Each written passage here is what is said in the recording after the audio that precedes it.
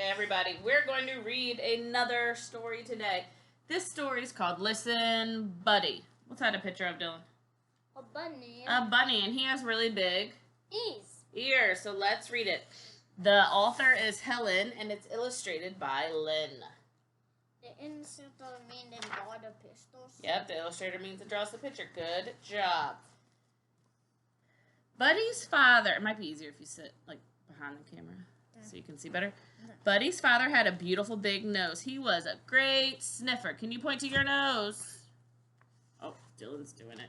Buddy's mother had big teeth. She was a great big chomper. Can you chomp chomp?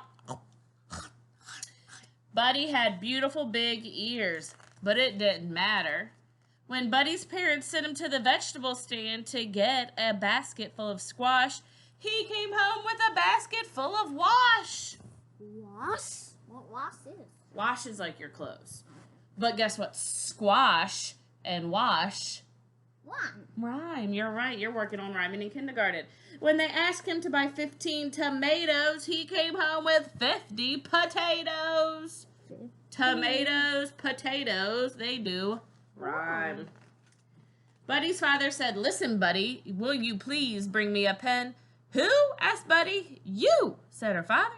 "Will you please bring me a pen?" "A what?" asked Buddy. A pen. "A pen," said the father. "Will you please bring me a pen?" "Sure."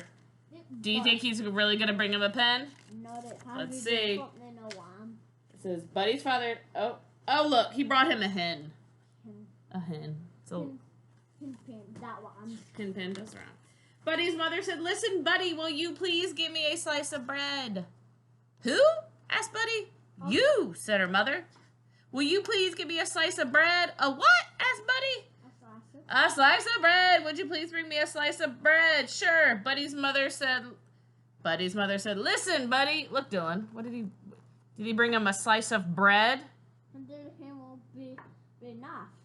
A slice of his bed. Because bed and bread rhyme. You're right. I was in... Somehow Buddy's mind was always wandering too far away from his beautiful ears. His parents tried yelling, "Listen, Buddy." They tried whispering, "Listen, Buddy," but nothing ever worked. One day, Buddy got permission to go for a long hop. He had never been allowed to go beyond the vegetable stand. "Listen, Buddy," his parents said, "just remember that at the end of the road are two paths. The path to the left will lead you around the pond and back to our house. But the path to the right will lead you into a cave of the scruffy varmint. And that varmint has a nasty temper, so be sure to take the path to the left." "Right?" asked Buddy. "Left," said his parents. "Right," said Buddy, and with a salute of the paw, he hopped away. Do you think he's going to go on the good path or the bad path? The bad. Oh my gosh. Feeling very grown up, Buddy hopped along past the vegetable stand and onto the end of the road. "Now let's see," he pondered. "Was I supposed to go left or right?" Left.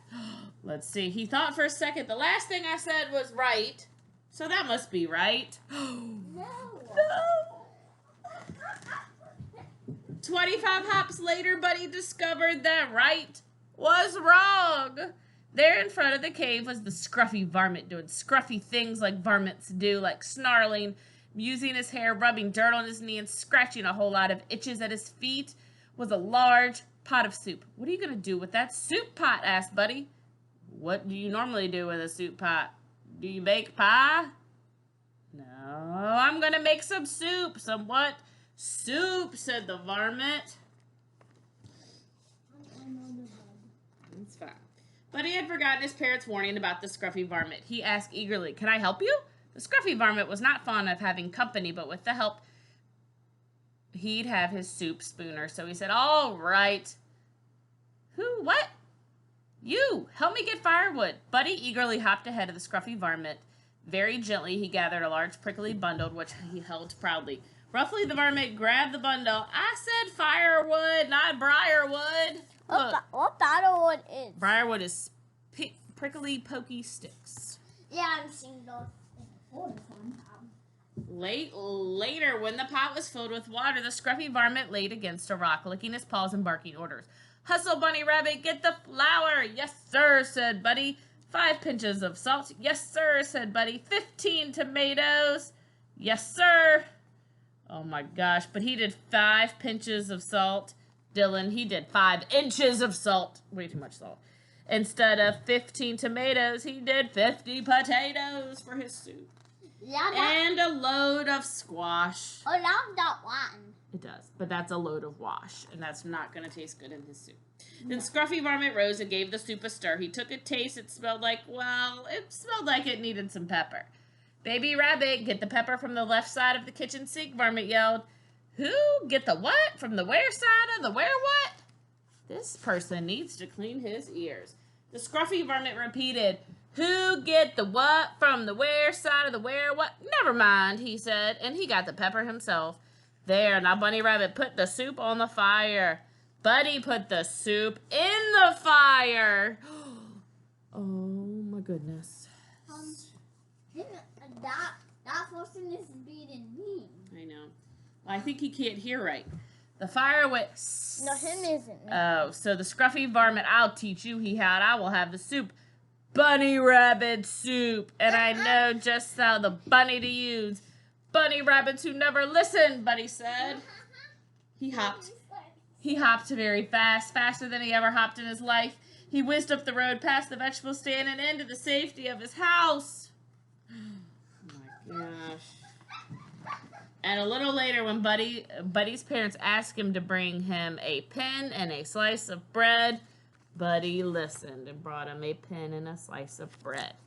So, my friends, it's so important to listen to everybody. Yeah. See you later, guys.